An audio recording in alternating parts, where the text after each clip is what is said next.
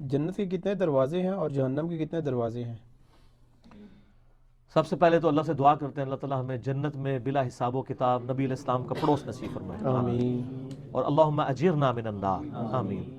دیکھیں جی، جنت کے 8 دروازے ہیں۔ صحیح بخاری اور مسلم دونوں میں حدیث موجود ہے کہ جب رمضان کی پہلی رات آتی ہے تو جنت کے 8 دروازے کھول دیے جاتے ہیں۔ اور مسلم شریف میں حدیث ہے جو وضو کرنے کے بعد ایک دفعہ پڑھ لے اشہد ان لا الہ الا اللہ وحدہ لا شریک لہ واشہد ان محمدا عبدہ ورسولہ، تو اس کے لیے جنت کے 8 دروازے کھول دیے جاتے ہیں، جس دروازے سے چاہے داخل ہو۔ اس سے یہ پتہ چل گیا جنت کے کتنے دروازے ہیں؟ 8۔ اور سورۃ الحجر میں آیا ہے کہ دوزخ کے 7 دروازے ہیں اور ہر دروازے کے لیے اس کا حصہ مخصوص ہے۔ سورۃ الحجر پارہ نمبر 14 میں جنت کے 8 دروازے ہیں اور دوزخ کے 7 دروازے ہیں۔ ٹھیک ہو گیا جی؟ اور ہر دروازے کے لیے حصہ مخصوص ہے۔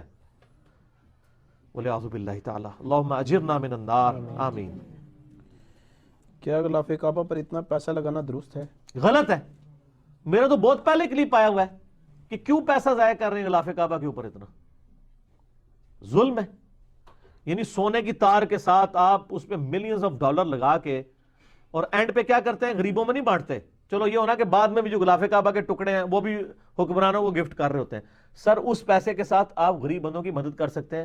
اگر یہ سونے کی تار سے تو صحابہ کرام کرتے ہیں، تو آڈے کول تے سونے ہی کوئی نہیں ہے، جن کو سال ہر سال بلینز آف ڈالر کا جو ہے وہ جزیہ ملتا تھا رومن امپائر سے، اور پرشین امپائر کے خزانے ان کے قبضے میں تھے۔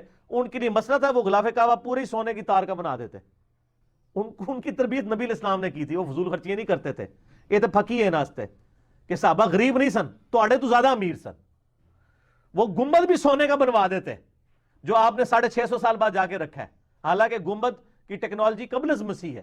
قبۃ الصخرہ جو ہے، جو ڈوم آف دا راک ہے، وہ گولڈن کلر کا ڈوم، وہ صحابہ کرام کی زندگی میں عبد الملک بن مروان جب خلیفہ بنا اس نے بنوایا تھا۔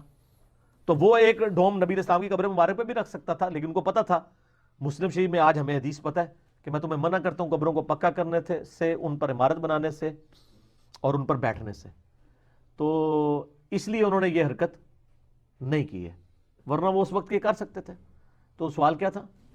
کیا غلاف کعبہ پر غلاف کعبہ سے مجھے یہ بات یاد ہے، یہ سب فضول خرچی ہے۔ بالکل غلاف کعبہ سادہ ہونا چاہیے۔ البتہ غلاف کعبہ سنت ہے، یعنی مشرکین عرب کے بارے میں آتا ہے کہ وہ اس وقت خانہ کعبے کی رسپیکٹ کے لیے کالا غلاف چڑھاتے تھے، صحیح بخاری میں آتا ہے۔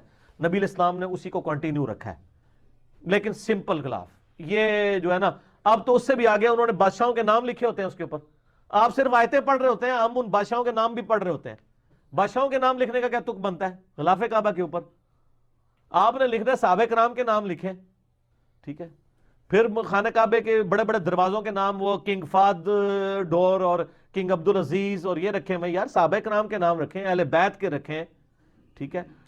اور محدثین کے ناموں کے اوپر رکھیں جن کی کوئی کنٹریبیوشن ہے دین کے لیے، ٹھیک؟ تو غلط ہے۔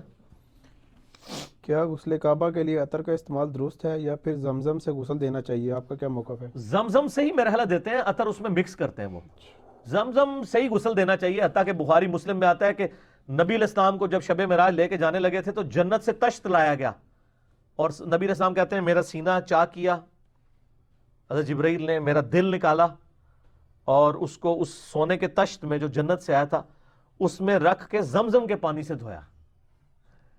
تشت آیا جنت سے، پانی زمزم ہی سر، پانی جنت نہیں آیا۔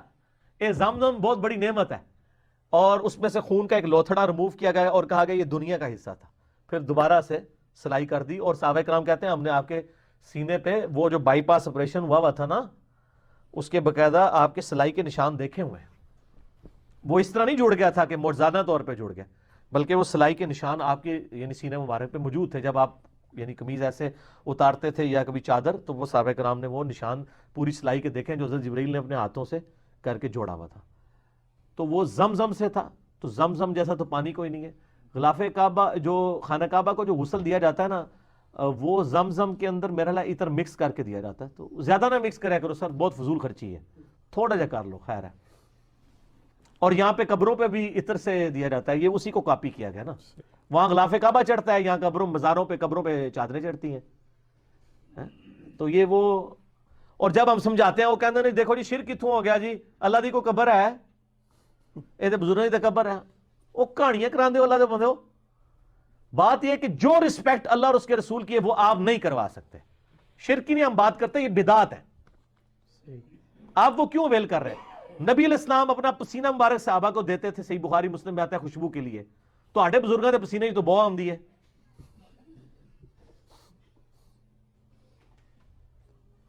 ٹھیک ہے. اسی طریقے سے صحابہ کرام تو نبی علیہ السلام کا تھوک مبارک اور وضو کا دھون بخاری مسلم میں آتا ہے, اپنے جسم پہ ملتے تھے. آپ اپنے بزرگوں کا ملیں گے؟ ویسے مل بھی لاندے, میرے متھے نہ لگی ہو مل دے ہو نا جڑے, وہ بھی غلطی کر دیو.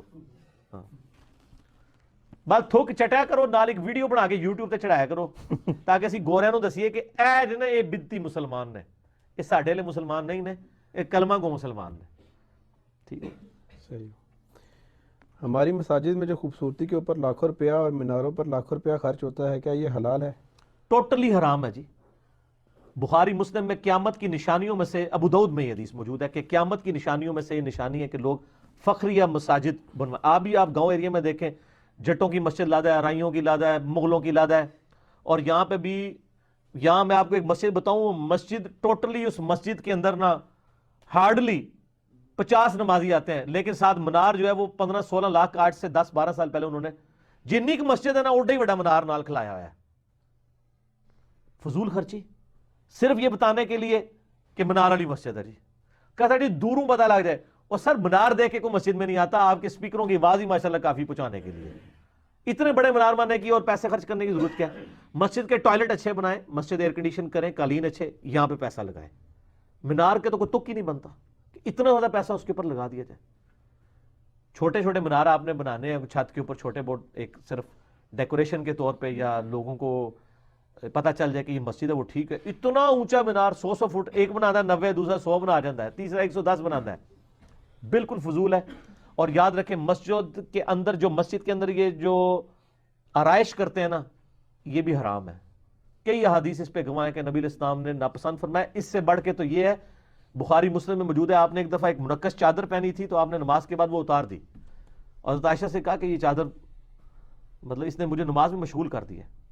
ایک اور حدیث بخاری مسلم میں آتی ہے کہ آپ علیہ السلام نماز پڑھ رہے تھے, سامنے کوئی پردہ لٹکا ہوا تھا جس پہ کوئی نقش و نگار پڑے تھے, آپ کی اچانک نظر پڑ گئی, تو آپ نے فرمایا کہ اس کو ریموو کرو, اس نے میری نماز میں مجھے مشغول میں توجہ. تو یہ جو کچھ مسجدوں کے اندر انہوں نے درباری بنا دیا مسجد کو, کس قسم کے رنگ اور شیشے لگائے ہوتے ہیں. اس لحاظ سے تبلیغی جماعت کی مسجدیں بالکل سادہ ہیں. رائیونڈ مرکز میں چلے جائیں, یا کئی تبلیغی جماعت کی جو مسجدیں ہوں نا, اوریجنل جماعت کے مراکز, زکریا مسجد پنڈی چلے جائیں, صرف سفیدی ہوئی ہوگی سر, کچھ بھی نہیں ہوگا. اور آپ کو لگے گا آپ کوئی 700-800 سال پرانی کسی مسجد میں آ گئے, بار بھی انہوں نے سادہ ہی کام کیا ہوگا. یا آپ جیلوں والی مسجد میں چلے جائیں, ٹائلیں لگی ہوئی ہیں, پرانے زمانے کی جو ٹائلیں ہیں وہ ابھی تک وہی انہوں نے لگائی ہوئی ہیں زمین میں, جو اینٹ نما ٹائلیں ہوتی تھی.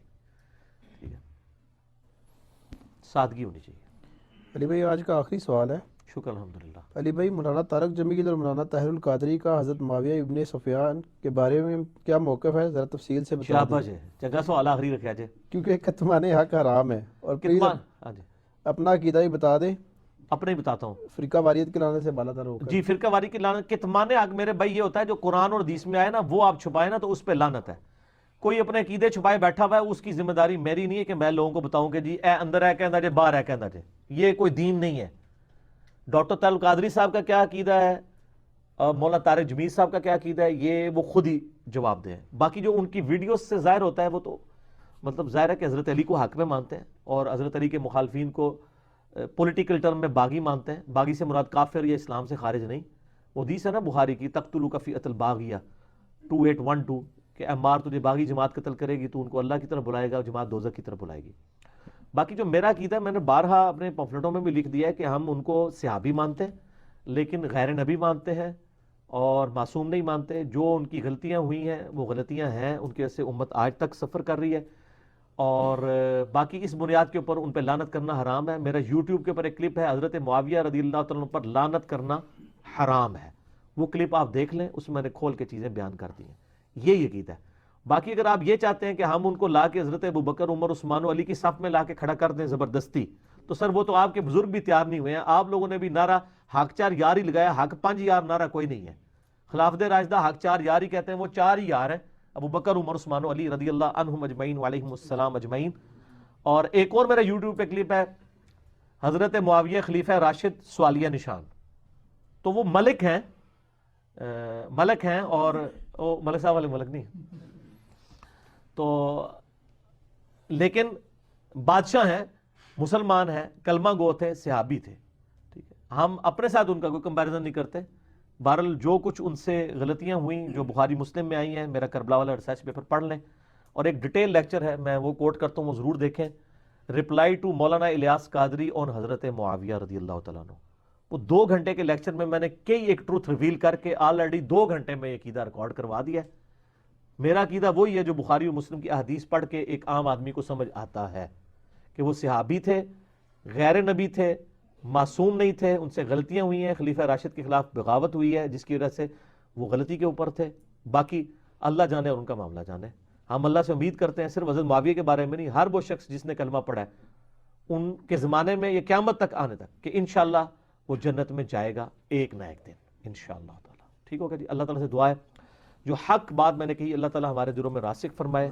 اگر جذبات میں میرے منہ سے کوئی غلط بات نکل گئی اللہ تعالیٰ ہمارے دلوں سے معاف کر دے. ہمیں کتاب و سنت کی تعلیمات پر عمل کر کے دوسرے بھائیوں تک پہنچانے کی توفیق عطا فرمائے. سبحانک اللہم و بحمدک اشہد ان لا الہ الا انت استغفرک و اتوب الیک. اللہم صلی علی محمد وعلی آل محمد کما صلیت علی ابراہیم وعلی آل ابراہیم انک حمید مجید. اللہم بارک علی محمد وعلی آل محمد کما بارکت علی ابراہیم وعلی آل ابراہیم انک حمید مجید.